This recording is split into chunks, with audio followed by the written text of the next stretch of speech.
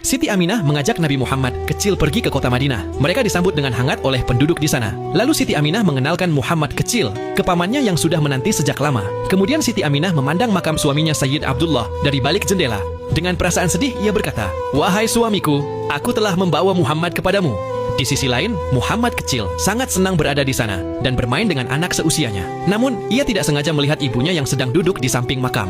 Muhammad kecil segera menghampiri dan memeluknya. Di sana Siti Aminah berkata bahwa itu adalah makam sang ayah. Ketika mau kembali ke Mekah, Siti Aminah mendadak jatuh sakit.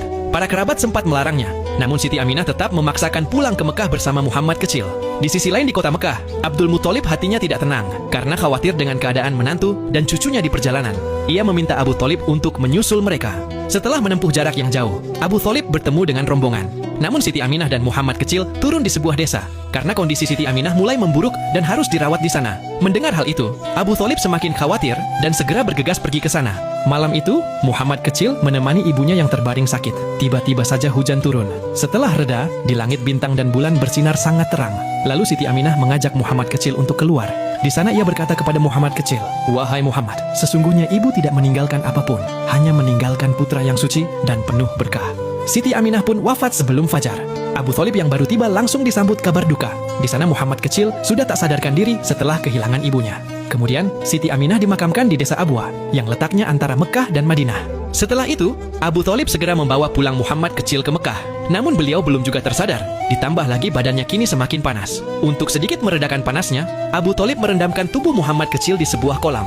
Sesampainya di kota Mekah, kabar Siti Aminah yang meninggal pun langsung diumumkan. Berita itu sangat menggemparkan seluruh penduduk kota Mekah. Abdul Muthalib menjadi salah seorang yang sangat terpukul karena tidak menyangka Siti Aminah akan pergi secepat itu.